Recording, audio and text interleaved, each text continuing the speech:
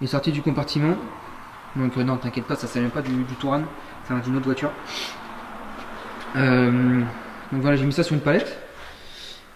Comme j'ai des petites douleurs au dos, rien de grave pour le moment, j'espère. J'ai mis le cric en dessous de la boîte avec un bout de bastingue, tu vois là.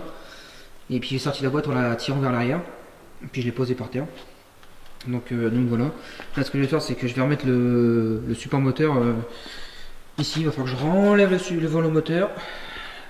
La tôle, je vais la laisser dessus, bien sûr. Je vais pas faire l'erreur deux fois. Et une fois ça fait, une fois que j'ai fait ça, du coup, on va commencer à démonter tous les accessoires, là, tout le faisceau encore, tout la mat faisceau là. Et puis voilà, hein. On va démonter. Je sais même pas s'il faut que je redémonte le turbo. Ou au moins peut-être l'électrovan ici pour démonter les vis qui sont là. Tac. Il est juste en dessous. Sans souci. Donc voilà, on va enlever cette vis là, cette vis là. Au moins pour enlever les arbres à cam, voir s'il n'y a pas une soupape qui est tordue. Donc voilà, on se reprend une fois que le moteur est sur son support. Les amis, petite mise à jour. Donc tu vois, le moteur il est là, j'ai démonté le carter de distribution avec la chaîne, les pignons, tout ça. Petite mise à jour, tu vois, ça c'est la vis du pignon de Villebrequin. Tu vois. Tac. Et en fait ça c'est serré vraiment très fort, tu vois, cette vis là, elle est serrée vraiment un truc de fou quoi. C'est normal, hein, vu qu'il n'y a pas de clavette, il n'y a rien, il faut bien que la petite roue dentée que tu vois ici, tu vois, il faut bien qu'elle se serre hein, contre quelque chose pour éviter que ça le tourne, que le vilebrequin tourne, tu vois. Donc je sais plus s'il y a une petite clavette là-dedans, il me semble pas. Attends, je vais regarder sur la vieille pièce, mais il me semble pas. Et du coup ça sert à 158 Nm, ce qui est déjà énorme.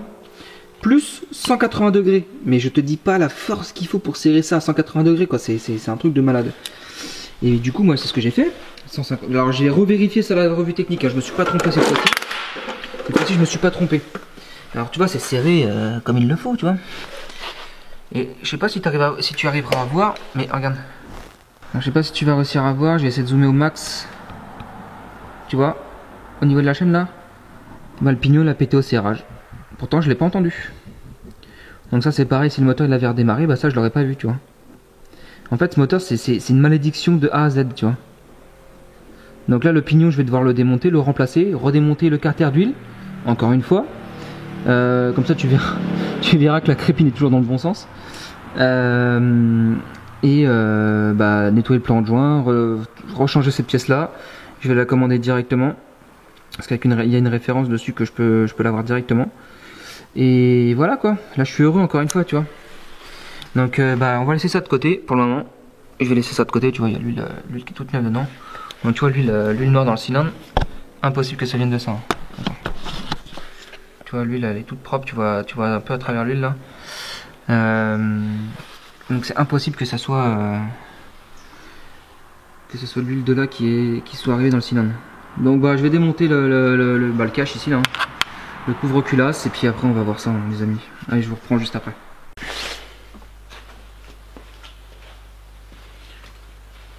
Donc c'est parti pour le démontage du couvre-culasse. Allez, je te mets ça en accéléré.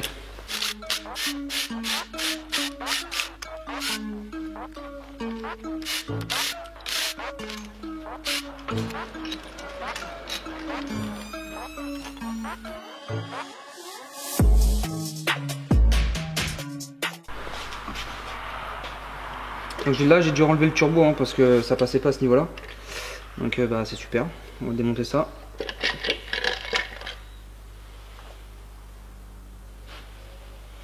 Déjà les linguets ils ont pas cassé. Les linguets ils ont pas cassé, j'aurais préféré qu'ils cassent à la limite, tu vois.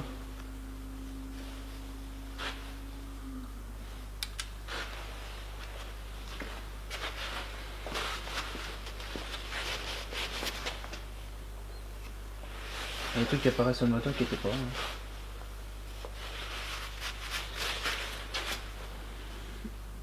Donc,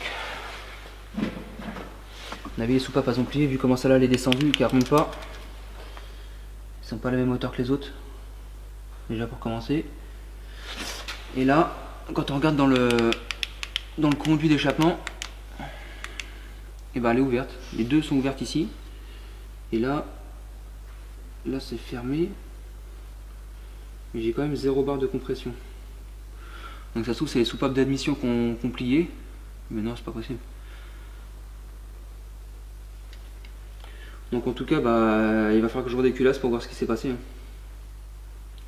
Dans tous les cas. Ouais, je cherche pas, c'est ça, c'est à mon avis, parce que là dans les conduits d'échappement c'est tout sale, ça sent l'essence. Donc à mon avis, et puis l'essence qui est dans le réservoir elle a 2 ans, 2 ans et demi. Donc déjà elle est pas bonne, peut-être parce que ça sent ça pue. Et en fait le noir que j'ai vu là, parce que vu que c'est tout calamine à l'intérieur, bah, quand c'est retombé par la soupape, bah, ça fait du noir à l'intérieur. Donc bah là on prend des culasses. Hein.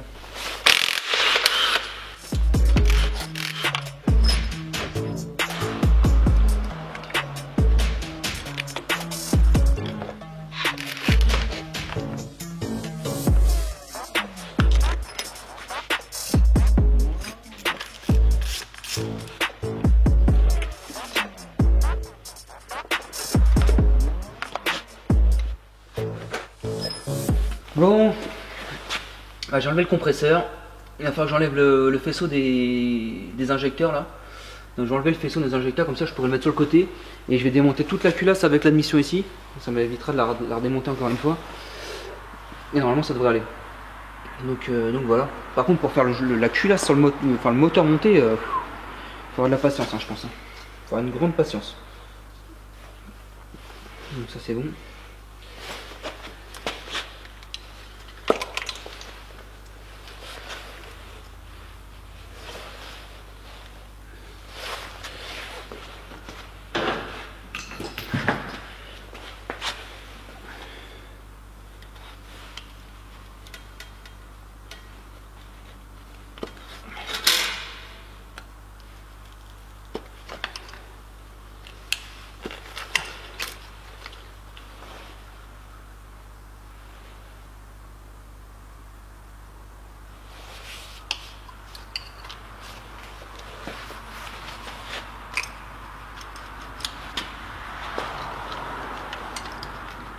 Voilà, le faisceau des injecteurs est débranché.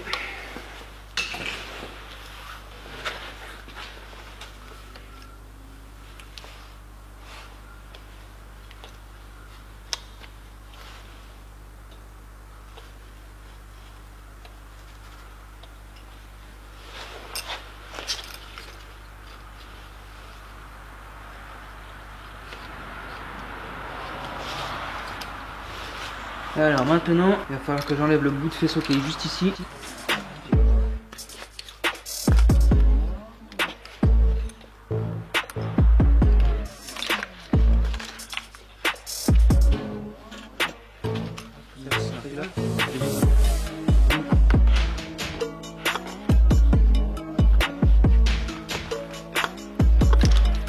Bon, mais là je suis prêt à démonter la culasse.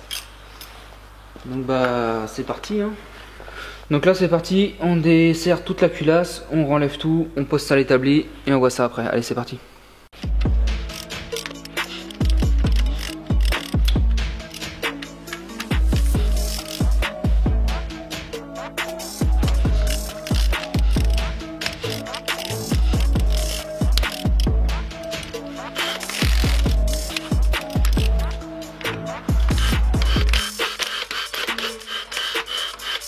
Donc je vais faire de la place à l'établi. J'enlève les linguets là. J'enlève les linguets, je fais de la place à l'établi, j'enlève la culasse, on la pose à l'établi et puis on regarde ensemble ce qui se passait.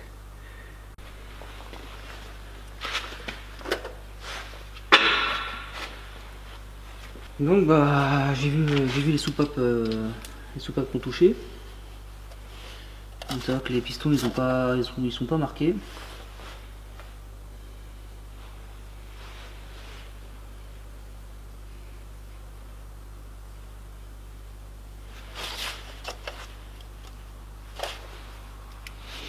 Donc ça va que les pistons sont pas marqués, franchement c'est cool. Donc bah moi je vais remettre un joint de culasse, je vais remettre un joint de vis de culasse dessus. Heureusement qu'il y a le passage des soupapes et que ça n'a rien fait au piston. Hein. Il y a une légère marque, mais heureusement que les soupapes elles ont plié direct. Là il y a 0 marque de ce côté, de toute manière c'est l'admission. Les soupapes elles ont touché, mais il y a le passage pour la soupape. Donc là c'est ce qui sauve un peu le piston, on va me dire. Et en fait j'ai compris pourquoi il y avait de l'huile noire. C'est pas de l'huile noire. On voit les soupapes qui sont pliées et on revient après sur le bloc moteur. Donc une soupape de pliée, deux soupapes de pliée. Donc là ça c'est les soupapes d'échappement. Et là il y a les soupapes d'admission de ce côté. C'est pour ça que j'ai pas de compression. Tu vois ce que je veux dire? Donc là celle-là elle est pliée et celle-ci elle est pliée aussi. Donc là on va changer les soupapes. On va changer les 4 soupapes qui sont là. Je vais voir les autres. Il y avait ici c'est sûr, il y avait 12 barres de compression. Sur les deux cylindres ici, il y avait 12 barres de compression. Et sur ces deux-là, il y avait que bas 0. Donc je me demande si je vais pas changer les 8 guides et les 8 soupapes de ce côté-là. Pour repartir sur un truc propre, nickel. Tout le noir au fond, je pensais que c'était de l'huile. Non, c'est pas de l'huile. Alors je vais te faire voir un truc sur la culasse. Donc tu vois, on est côté échappement là. Donc tu vois comment c'est noir, c'était propre. Hein. Enfin propre. C'était un peu, ouais, c'était comme ça là, tu vois. Donc là, il y a déjà de la combustion qui s'est faite de ce côté-là. Je sais pas si tu vois. Donc ça est devenu un peu noir. Forcément, c'était une très mauvaise combustion, donc c'était extrêmement noir. Là, tu vois, pareil. Et là, tu vois, c'est tout gras ici, à ce niveau-là. C'est qu'à mon avis, vu qu'il y avait des gaz d'échappement, putain, je suis désolé pour le focus, hein, franchement. Vu qu'il y avait des gaz d'échappement qui passaient, et ben l'essence, vu que ça gave en essence au démarrage, toujours, l'essence s'est mélangée forcément au gaz d'échappement, à la calamine, enfin la suie là. Et en fait, du coup, mettre de l'essence sur de la suie, tu verras, ça devient tout noir quoi. Forcément, ça dilue les suies et ça t'est tombé sur la tête du piston. Donc, pas cool. Donc là, ce qu'on va faire, c'est qu'on va changer les soupapes. Je vais faire changer les guides, moi. Je vais pas le faire moi. Je vais faire changer les guides de soupapes. Et puis voilà. Et puis voilà. Donc sur ce les amis, voilà les dégâts pour un mauvais serrage. Bien dégoûté quand même. Bien dégoûté quand même. Donc je vais emmener la culasse chez le rectifieur. On va voir ce qu'il en pense. Si les guides ont l'effet ou pas. Mais bon, je pense qu'il va falloir qu'on fasse les guides quand même parce que si la soupape elle a marché de travers, forcément. Et puis en plus, moi vu que j'ai remis la chaîne sur le côté, j'ai refait travailler le moteur. En général, une soupape pliée, le guide à mon avis, il est pas très beau. Il est pas très beau. Donc voilà. Et puis on va voir le.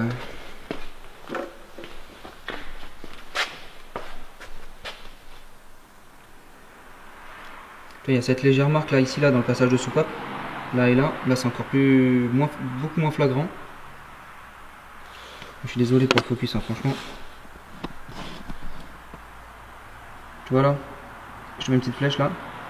Là, c'est une petite marque que la soupape a fait, mais ça, c'est pas grave. Et là, c'est pareil. Ça a vraiment pas marqué. Et là, de ce côté-là, il n'y a pas de marquage. Il n'y a pas de marque ici. Et aussi, l'huile, enfin l'espèce de noir qu'il y a là, moi j'en suis persuadé, c'est que on va ouvrir le réservoir. On va ouvrir, bon là il y a un peu d'huile de la culasse qui a dû tomber dedans. Parce que quand j'ai enlevé le joint, tu vois, tu as les passages de graissage ici, là. Sur la tête du piston, là t'en as pas, là t'en as pas, là t'en as un petit peu. Et je suis persuadé que quand on va enlever la pompe dans le réservoir, on va voir que l'essence est complètement pourrie. Ça fait 3 ans que ça n'a pas tourné, l'essence elle a stagné dans le réservoir. Donc forcément, à mon avis, je pense que l'essence elle est pourrie. Et ça, franchement, j'y avais pas pensé du tout que de vidanger pour mettre de l'essence propre. Donc là, je pense que je vais vidanger, je vais remettre 20 litres d'essence propre. Et pour le démarrage, au moins, ça va tourner propre. Quoi. Parce que rien que ça, déjà, une essence pourrie, ça te fait des ratés de combustion. Parce que tu vois sur la petite clé OK là. Tu vois ça? Et ben là-dessus, je pensais que c'était un injecteur qui déconnait. Enfin, j'étais sûr que c'était un injecteur. Et du coup, là, ça faisait plusieurs mois, voire je crois que ça faisait 1 an qu'elle n'avait pas tourné. Avec la moitié du plein dedans. Et tu vois, elle tournait très mal cette voiture. Et moi, du coup, j'ai attendu qu'il n'y ait plus d'essence dans le réservoir. J'ai remis de l'essence propre du 98, j'en ai mis 20 litres. Et la voiture, elle tourne au quart de tour cette voiture. Elle tourne super bien maintenant. Donc à mon avis déjà, le fait que la distribution soit décalée, bon c'est un fait. Mais si elle n'avait pas été décalée, je pense que le moteur il aurait mal tourné. Déjà pour commencer. Donc voilà quoi. Sinon c'est toujours tout propre. Hein. Tu verras, il n'a pas tourné, ça serait dommage quand même que ça soit détruit lorsque ça n'a pas tourné. Donc voilà les amis. Donc voici les conséquences d'un mauvais serrage. Voilà, ouais, je viens juste de démonter les soupapes d'admission et d'échappement là. Donc voilà quoi. Donc bah, je vais commander ce qu'il faut. On va remplacer tout ça, on va le redémarrer. Et puis voilà quoi. Ça sera qu'un mauvais souvenir dans quelques temps j'espère. Et si je fais ça, tac. Si je fais ça comme ça.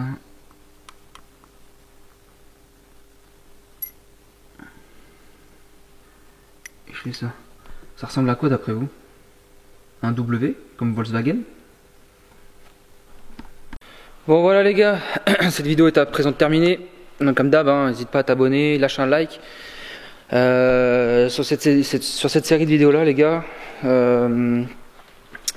Sur la dernière vidéo, franchement, vous avez été géniaux. Franchement, le nombre de soutien que j'ai eu, quasiment 100% de positivité envers moi. Franchement, je suis content. Franchement, c'est top. Bon, il y a eu un gars, une personne en particulier qui a voulu raconter des choses pas bien, on va dire. Je pense que vous en êtes occupé. J'ai vu ça dans les commentaires. C'est top. Enfin, c'est top. C'est bien d'avoir du soutien. C'est ça que je veux dire. Et qu'est-ce que je veux dire d'autre? Donc voilà, sous cette vidéo, je veux un maximum de likes les amis pour me soutenir encore une fois, ça serait cool. Donc voilà. Qu'est-ce que je veux dire d'autre? Dans la prochaine vidéo, je vais vous spoiler ce qui vous attend pour les prochaines vidéos. Il va y avoir encore du moteur. Puis voilà. Sur ce les amis, moi je vous dis à très bientôt pour une nouvelle vidéo. Prochaine vidéo, on va remonter les soupapes là-dessus, sur le TSI là. Remontage de soupape, serrage culasse, tout ça, ça sera en vidéo. On met ça là-dedans là, et là cette fois-ci on va le démarrer. Je suis confiant, toute façon, tout problème a une solution. Donc voilà. En tout cas, moi je vous dis à très bientôt. Et puis une fois qu'elle sera sortie, on fera un live pour débriefer de tout ça. Je voulais faire un live pour la vidéo précédente, mais j'avais pas le moral perso, j'avais pas le moral du tout. Donc là, cette semaine, on fera un live pour débriefer de cette misère qui m'est arrivée. Bon bah c'est pas grave, c'est comme ça, c'est la vie. L'essentiel c'est que ça fonctionne après. Voilà les amis, allez, salut tout le monde.